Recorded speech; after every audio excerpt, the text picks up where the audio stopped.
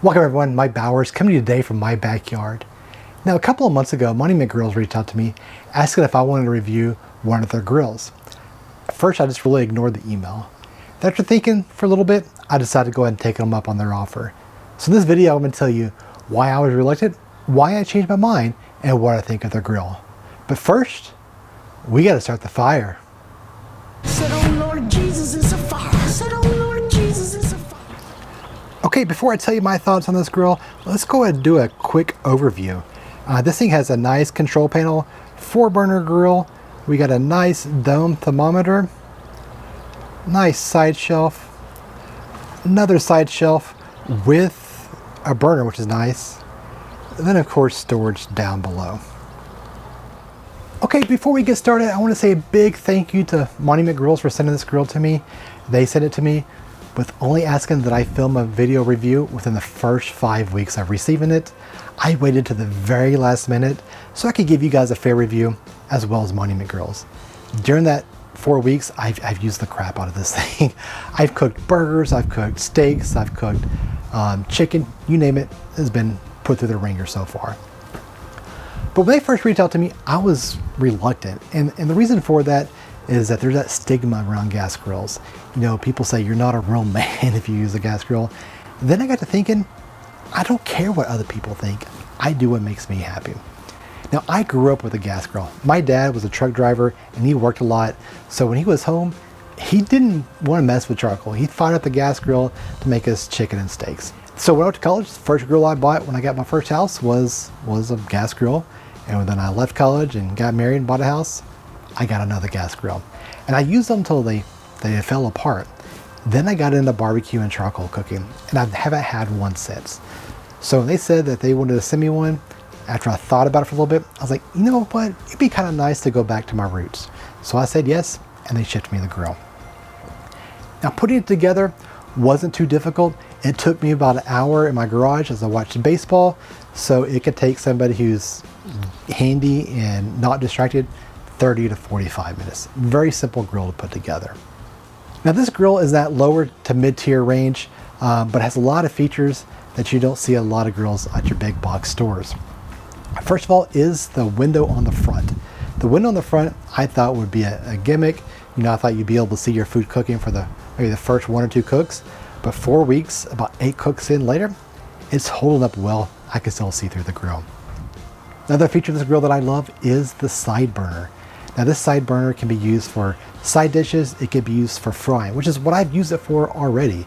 The NFL draft was a couple of weeks ago. I used it for chicken wings.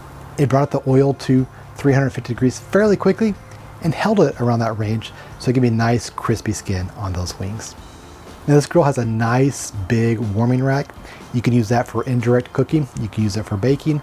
I like to use it to let my glazes set when I'm cooking barbecue chicken, or as I did a couple of nights ago, pork chops.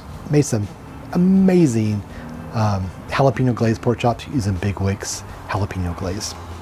All right, and coming down to the main level on the grate, you have 4 burners, and then you also have a searing burner, and that gets temperatures pretty hot.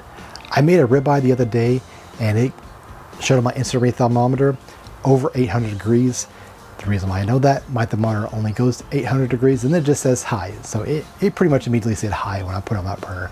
Seared the steak beautifully. Now each burner has a knob for it. And the cool thing is the knobs light up at night. So when you're cooking at night, you don't know if you turn the grill off, you can look out the window and see if the grill's turned off. Pretty cool feature, and it runs on a battery. So very simple to replace the battery if need be. Another thing this grill has is nice storage cabinets underneath where the propane tank goes. My other grills were just open. This one was nice. The doors are nice and level and flush, and they shut very easily. The overall quality of this grill, I've been very impressed with. Now, the most important thing about any grill is how the food comes out. Now, one of the first cooks I did was a cheeseburger. The cheeseburgers, you know, have a lot of fat and grease, and they hit those flavorizer bars and brings up that smoke into the meat. Pretty hard to beat, to be honest with you. It's got that Burger King-esque flavor to it. Of course, at a whole other level, because you're cooking at home, it's gonna be way better than Burger King. I've done fajitas, I've done steak. Like I mentioned earlier, I've done the chicken wings, grilled chicken. I grilled some chicken thighs on this, and that's something I do quite a bit. Is I'll grill up chicken thighs in the week, chop them up, put them in freezer bags, so that way if I'm cooking, whether it be tacos or a chicken korma or something of that nature, I have meat ready to go that I can just throw in the recipe. Makes it super simple. But besides the chicken wings, I think my favorite was the steak. I mean, we had that temperature going up to 800 degrees on the their sear side. Yeah, hard to beat. Nice crust in there. You can baste a little butter, get a little bit more flames in there. Fantastic, fantastic cook. All right, so the negatives, and to be quite honest with you, I've only found two.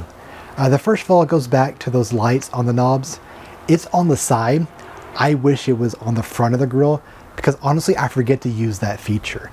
I'll look out the window thinking that I turned them on, and I didn't, because I just forgot. Another thing here is the flavorizer bars don't allow enough flame to come up for me.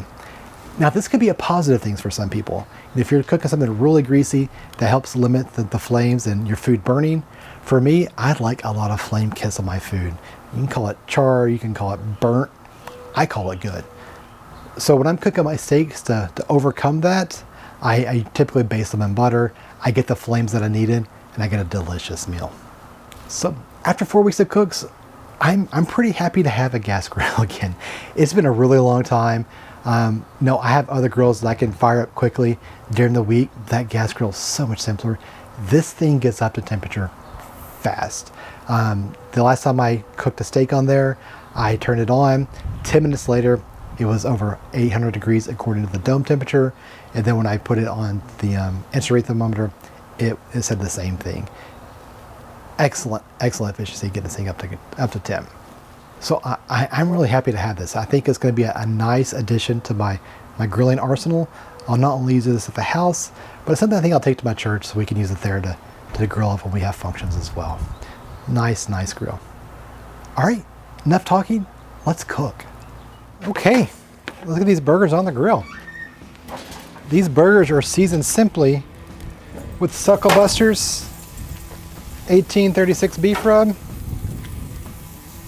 80/20 chuck, I got from HEB. I don't know if you guys can see on camera, but you can see right into that window.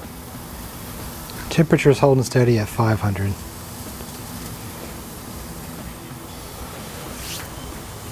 All right, let's rotate these burgers.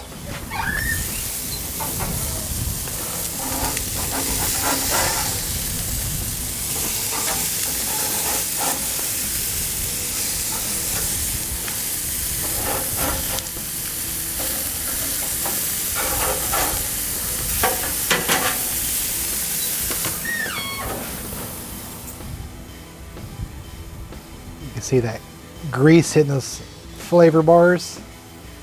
Go ahead and flip these burgers.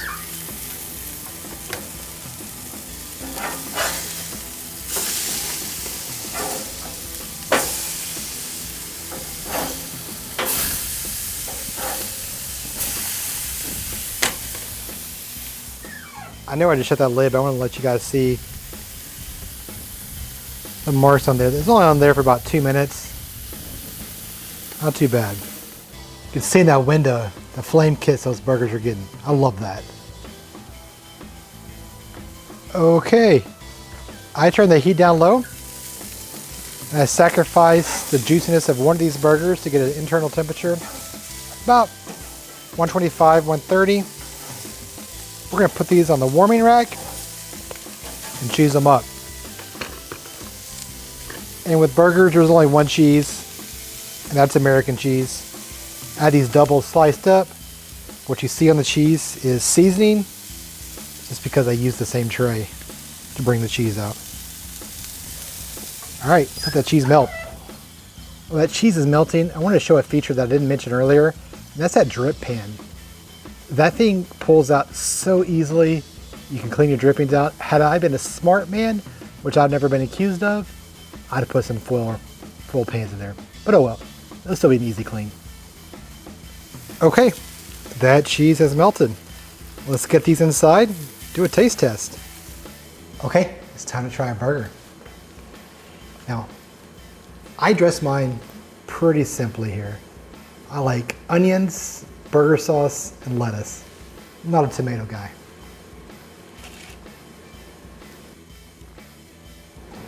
Phenomenal. I want another bite. That was a tasty burger. I'm really going to enjoy having this grill, especially when it comes time for burgers. There's something about that grease dripping on the burners on the gas grill. I absolutely love it. So nostalgic for me. Fantastic, fantastic burger. All right, so let me know in the comments below if you cook on a gas grill. And if you're interested in buying a Monument grill, there's a link in my description. I make zero money off that. So it's your choice if you want to buy it or not. I hope you do. I like this grill. I fully endorse it if you're in the market for a gas grill. All right, until the next video, the fire is out.